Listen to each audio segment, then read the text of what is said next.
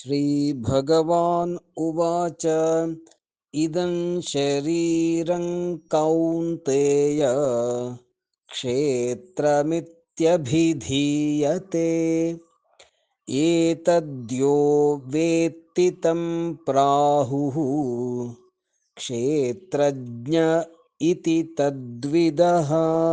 श्रीभगवानुवाच इदं शरीरं कौन्तेय इदं शरीरं कौन्तेय क्षेत्रमित्यभिधीयते क्षेत्रमित्यभिधीयते एतद्यो वेत्ति तं प्राहुः एतद्यो वेत्ति तं प्राहुः क्षेत्रज्ञ इति तद्विदः क्षेत्रज्ञ इति तद्विदः।